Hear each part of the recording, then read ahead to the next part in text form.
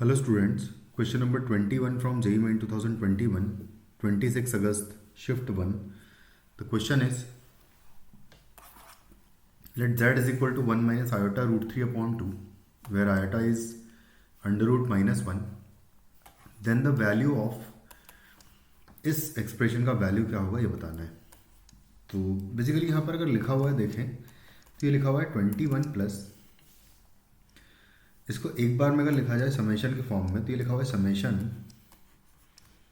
r is equal to 1 to 21 z to the power r plus 1 upon z to the power r का पूरे का cube लिखा हुआ है. ये इसका वैल्यू हमें निकालना है. हम लोग क्या करेंगे, सबसे पहले तो z को अगर देखें तो z जो लिखा हुआ है वो है 1 minus iota 1/2 minus iota root 3/2, जिसको मैं 2e की पावर आयोटा, सॉरी यहाँ पर सिर्फ सिंपली e की पावर आयोटा लिखूंगा, इसको e की पावर आयोटा π/3 और वो भी माइनस का, ये लिख सकता हूँ मैं इसको डायरेक्टली. और यहाँ पर z प्लस 1/z की वैल्यू अगर निकालूँ मैं, या z to the power r plus 1/z to the power r निकालें तो z to the power r हो जाएगा e की पावर माइनस आयोटा r π/3. ये हो जाएगा हमारा z to the power r का वैल्यू. और 1/z to the power r की वैल्यू की बात करें तो इसका रेसिप्रोकल यानी कि पावर पॉजिटिव हो जाएगी, e की पावर हो जाएगा आयोटा r π/3. अगर मैं इन दोनों को ऐड करता हूँ तो z to the power r plus 1/z to the power r हो जाएगा. दोनों को कॉस सिस थीटा वाली फॉर्म में लिखेंगे अगर, तो इसकी वैल्यू हो जाएगी cos of minus r π/3 plus iota sine minus r π/3. ये हो जाएगा z to the power r का वैल्यू. एंड प्लस इसका वैल्यू अगर देखें तो ये नेगेटिव नहीं आएगा, यानी कि cos of r π/3 plus iota sign r π/3 आ जाएगा. तो सॉरी ये वाला टर्म कैंसिल आउट हो जाएगा क्योंकि यहाँ से माइनस कॉमन आएगा, और ये कॉस माइनस थीटा जो है कॉस थीटा ही होता है, तो ये हो जाएगा डबल, यानी कि 2 टाइम्स कॉस ऑफ r π/3 आ जाएगा यहाँ पर z to the power r plus 1/z to the power r का वैल्यू. लेकिन हमें चाहिए इसका क्यूब, तो z to the power r plus 1/z to the power r के पूरे का क्यूब जो है वो हो जाएगा 2 का cube into cos cube r π/3. ये आएगा 2 का क्यूब तो हो गया 8 इंटू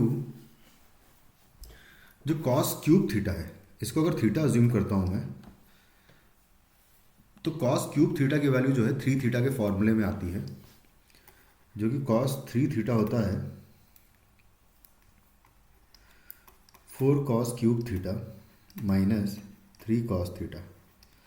तो यहाँ से कॉस क्यूब थीटा की वैल्यू अगर निकालूंगा तो आएगा कॉस 3 थीटा प्लस हो जाएगा plus 3 cos theta plus 3 cos theta and divided by आएगा 4. तो सिमिलर पैटर्न में अगर यहाँ पर भी मैं लिखना चाहूँ तो ये हो जाएगा यहाँ पर इसी फॉर्मूले को लेके कि ये हो जाएगा कॉस ऑफ, अगर ये थीटा है मेरा तो 3 थीटा हो जाएगा r π, कॉस ऑफ r π यहाँ आ जाएगा एंड प्लस आएगा 3 टाइम्स कॉस ऑफ थीटा यानी कॉस ऑफ r π/3. एग्जैक्टली यही आएगा और डिवाइडेड बाय आएगा 4. तो 4 से 8 को मैं 2 टाइम्स कैंसिल आउट कर दूंगा, तो फाइनली हमारे पास z to the power r plus 1/z to the power r का क्यूब आ जाएगा हमारे पास 8/4 यानी कि 2 into cos of r π and plus 3 times cos of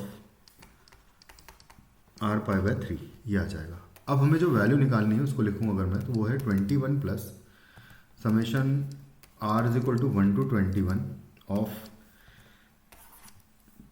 this quantity, यानी कि ये, तो इसको एक्सपैंड करके हमने ये निकाल लिया है इसकी वैल्यू, तो इसको डायरेक्टली मैं यहाँ पर पुट कर दूंगा.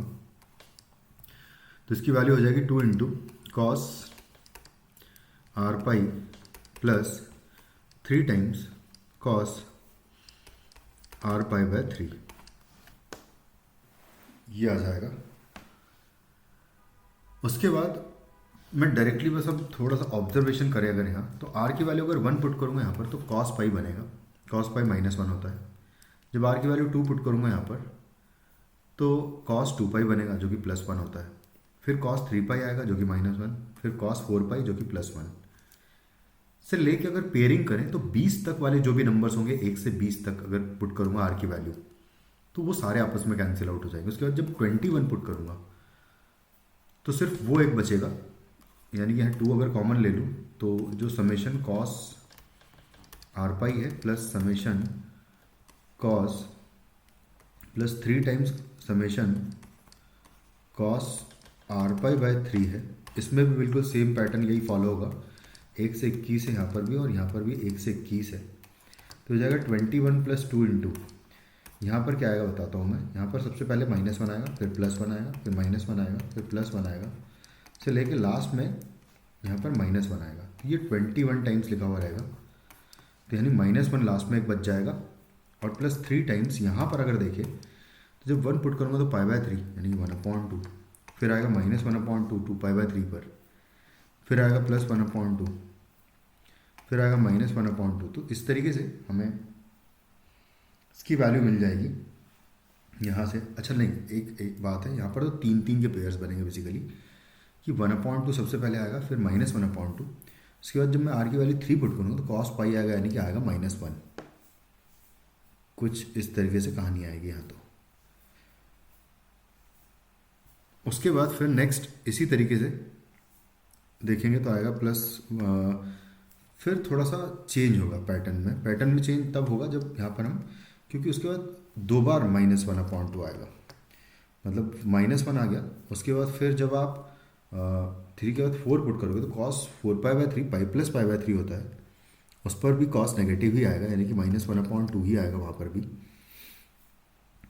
फिर उसके बाद 5 π/3 पर देखूंगा मैं, तो 5 π/3 अगर देखें तो ये 2 π - π/3 है। फोर्थ क्वाड्रेंट में पॉजिटिव आएगा तो +1/2 आएगा। उसके बाद फिर नेक्स्ट 6 पुट करेंगे तो 2 पाई हो जाएगा, तो +1 आ जाएगा। तो कुछ इस तरीके से पैटर्न आएगा। उसके बाद 7 पुट करेंगे तो 7 π/3 बेसिकली होगा 2 पाई प्लस π/3, यानी कि वापस 1/2 वाली स्टार्टिंग हो जाएगी यहाँ से। तो ये टर्म्स रिपीट होने लगेगी। अगर इतनी टर्म्स रिपीट होगी तो लास्ट में जो है -1 आएगा जब आप 21 पुट करोगे, तो वो एक टर्म बच जाएगी, बाकी सारी आपस में कैंसिल आउट हो जाएगी। जो लास्ट में -1 आएगा सिर्फ ये बचेगा। तो जो बचेगा यहाँ पर वो आएगा 21 + 2 इंटू यहाँ पर आएगा -1 और +3 इंटू यहाँ पर भी -1। तो सॉरी, और हमने एक 2 जो है ये मल्टीप्लाई करना था दोनों में, तो यहाँ पर 3 तो खैर यहाँ अंदर था, तो यहाँ 2 इंटू 3 इंटू -1 आएगा। ये पूरे में मल्टीप्लाई हो रहा है क्योंकि ये 2, तो या फिर ऐसा लिख देते हैं कि ये पूरा ब्रैकेट में, तो ये हो जाएगा 21 + 2 इंटू, अंदर देखिए तो यहाँ -4 हो गया है, तो फाइनली हमारा आंसर हो जाएगा 21 - 8, यानी कि 13 जो है फाइनली आंसर हो जाएगा इस क्वेश्चन का। Thank you.